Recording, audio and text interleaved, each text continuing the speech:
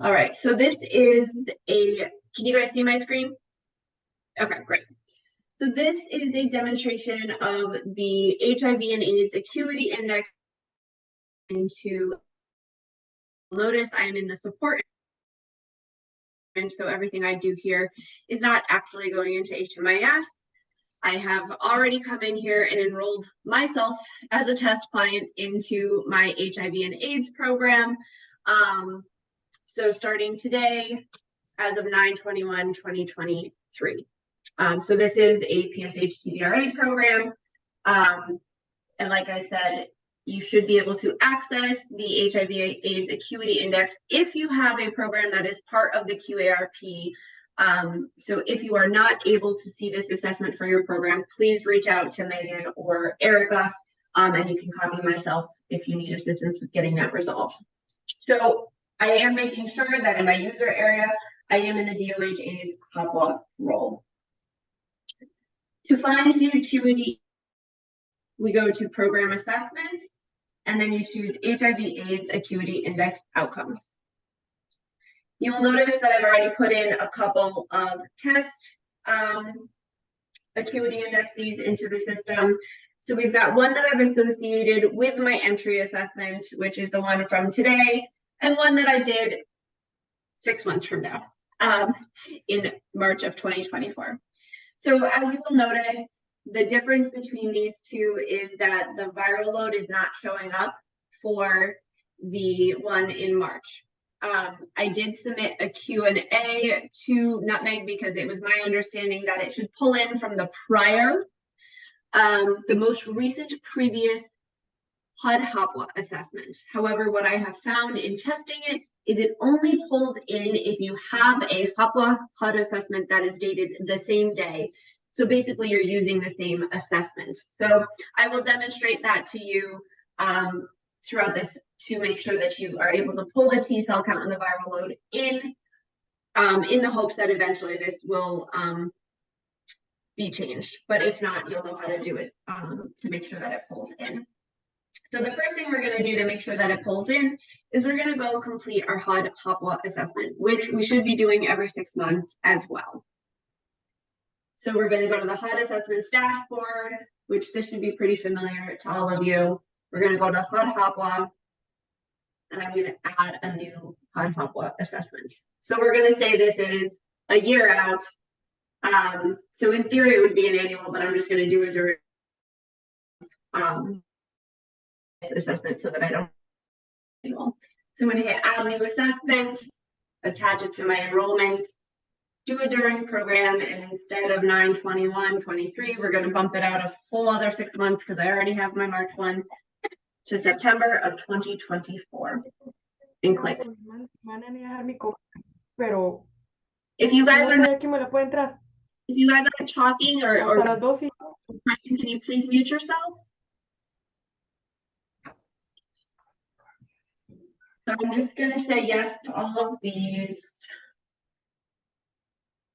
And then we're going to say, yes, we have a T cell count available, and we'll say it's low.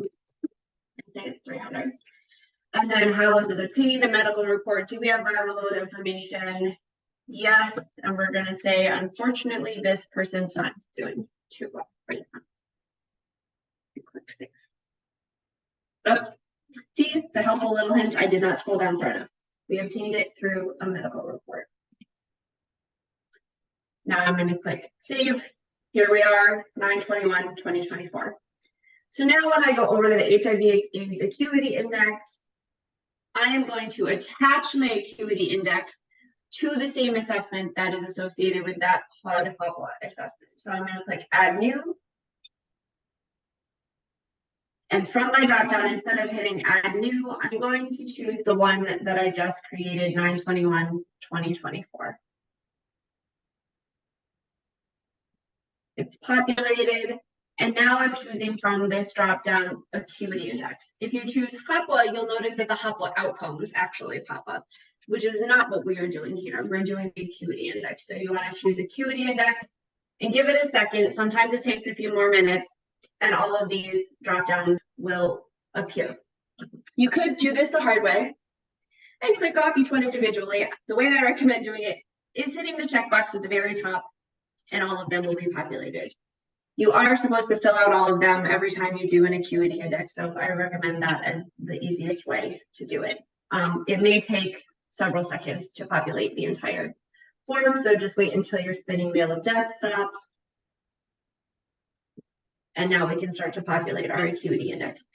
Now, this is not a training on the acuity index and what the fields mean. I will tell you that right now. This is just demonstration of how to do it in HMIS. So I am not going to go over the different categories and what they mean, but you will see under each that they give you your scores 0 through 3, and they actually give you a hint about what those scores mean.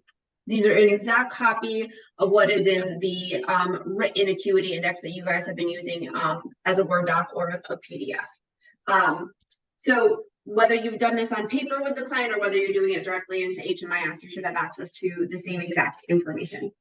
So I'm just going to go through and choose a number randomly for all of these fields. So there are a lot of them. So this is not a challenging endeavor. It just takes a little bit of time because there are so many different categories, which you're familiar with because you've been doing the acuity index for some time. So I would be entering the score for the client based on, either the written one that's in front of me that I'm copying or, my assessment of the client.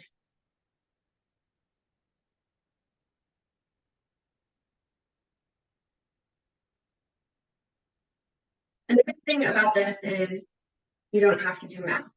So even if you score, even if you fill it out on paper, like you don't really need to score it at the end. You can come to HMIS and it'll score you for it, and then you can fill in the scores on the paper version if you want. The only thing I will use as a caveat is, if someone does not have a child in their household, when you get to the parenting section, those should all be 3s, right? We want to give them the highest score possible because it's not applicable to them. So we don't not want to ding them because they do not have children. So this is an individual. I'm an individual in the household, so I'm giving this person all 3s because I do not have children. HIV awareness and education. Again, just choosing random scores for the purpose of this demonstration. The last receipt date and viral load are not required. If you have it, please enter it. If you do not, that is fine. The expectation of clients to obtain this information. And I honestly don't know what this number would look like, so I'm just going to put 200.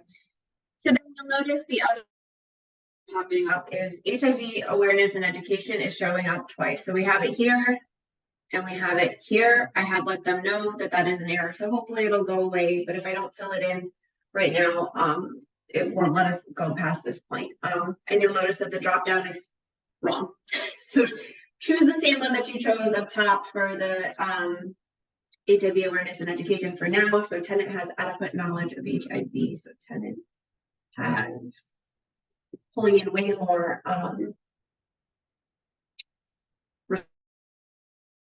So now, similar to the one that we have on paper, we have to choose whether there's an active or deferred service related to this topic area. Now, technically, anything with a 0 and 1, we are supposed to have a goal related to those acuity areas.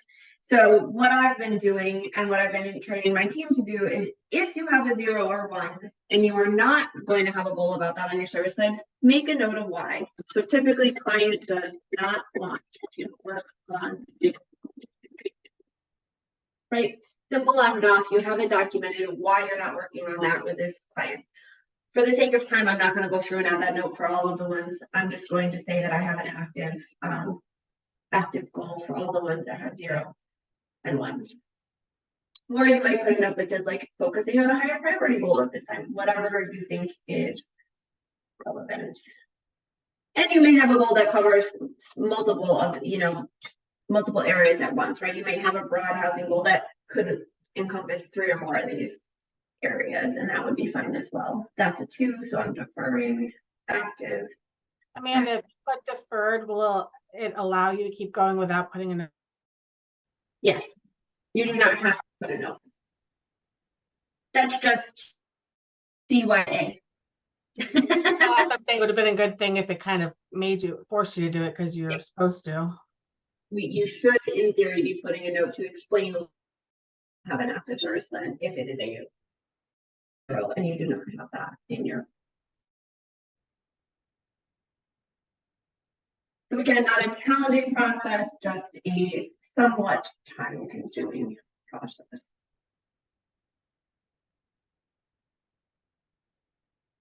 Definitely got more time-consuming than doing it on paper.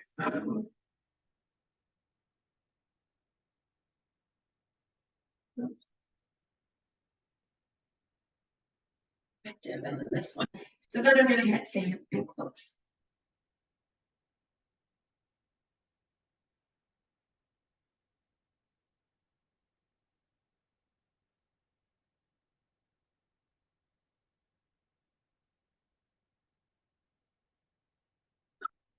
Now to bring us back to our summary screen where we will now see this third one that we just did, and as you can see, it's pulling in the data that I just put into the HOPWA assessment that is attached to this, right?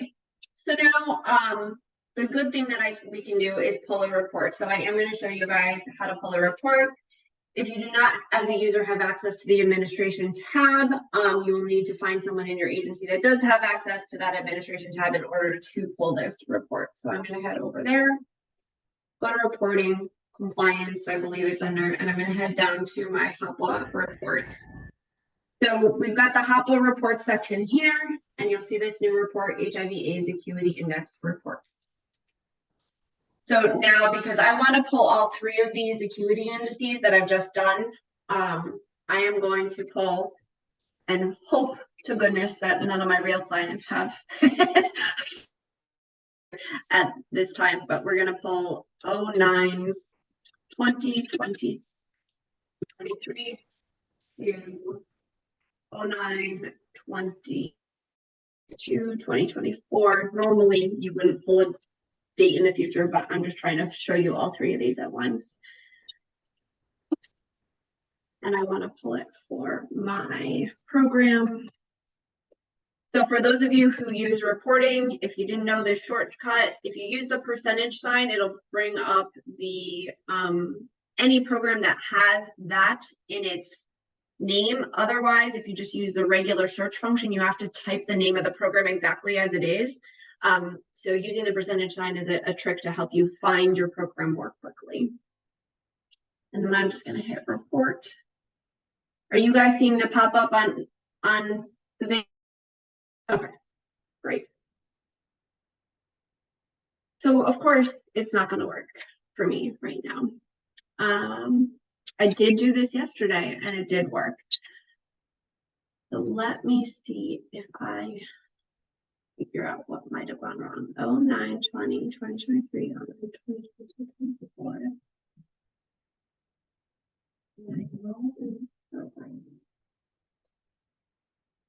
I also did try this in the training environment, not the support environment, and it is a slightly different environment.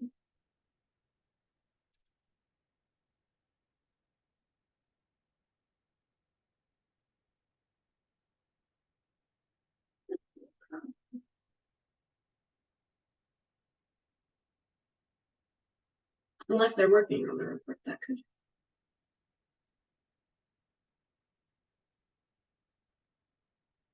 Nope, doesn't want to work for me.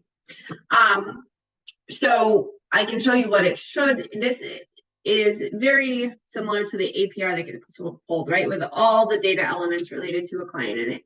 But if you go down here, this is very specific to the acuity index. And so what I would expect to see here is 3 rows, all for the same client, right, but showing how they scored on each of the sections in the acuity index, right? So housing and lease, arrears and debt, income and benefits, supportive services and resources, health, parenting, the HIV section, the last test date and FC viral loads, the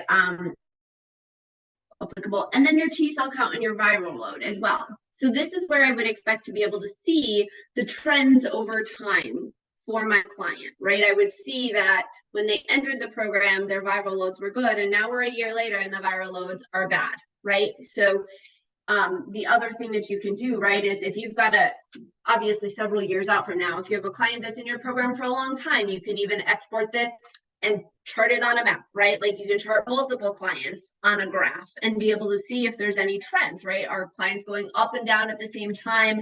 Is it very individualized, right? So, you know, historically, we've been putting this data into HMIS and not being able to get them out in a way that's useful to us in order to identify trends over time for one or more clients. And so having this report allows us to be able to do that kind of analysis and make improvements to our program.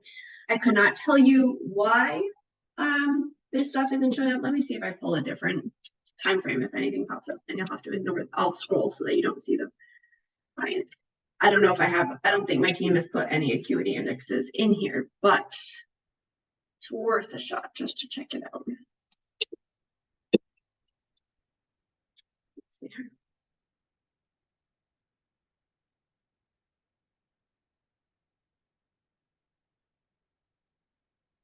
Yeah, nope, nothing coming up. I was able to pull this in the training environment yesterday, and I did see that it worked. So if you guys pull in the live environment and it is not working, that would be a help desk ticket to Nutmeg, because I cannot help you with that. The thing that I always check, right, is if I get a blank report, the thing that you always want to check is make sure that your dates are right. Sometimes I accidentally put the same year, right? So it's actually a reverse time period, and that's going to result in some blank stuff. Make sure you have the right program, right? And that you're pulling the time frame that includes the data that you entered. So I wish I could explain why it's not working right now, but unfortunately I cannot. But that is how you would pull the report and what you would expect to see. I will pull it one more time just to show those of you who may not be familiar with reporting, how to get it out.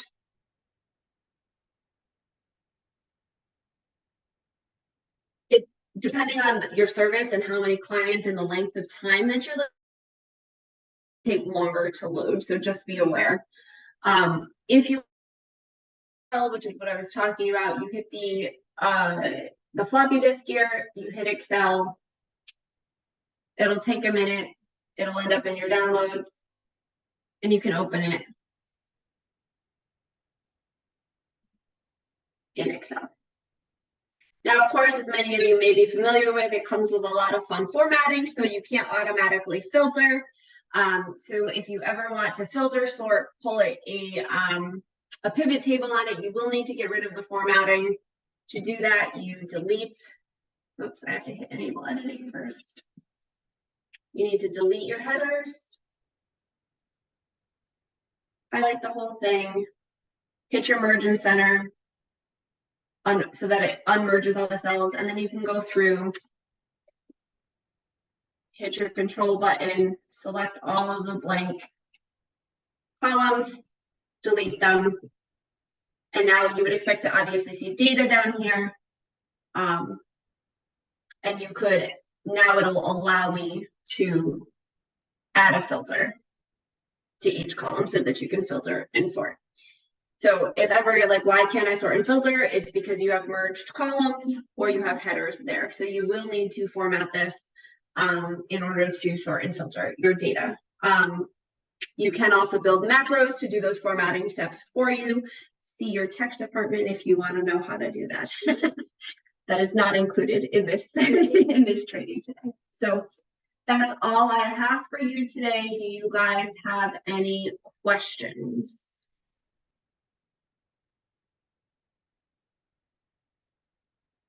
Nothing? All right, Megan, you can stop the recording.